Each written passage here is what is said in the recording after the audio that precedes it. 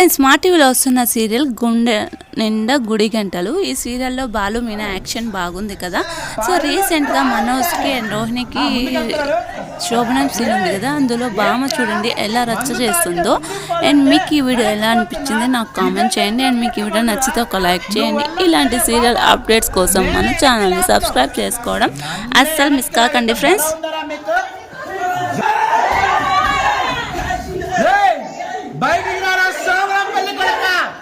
రారా బయటికి, తలుపు తీస్తావా తగలగట్టమంట. ప్రభావతి,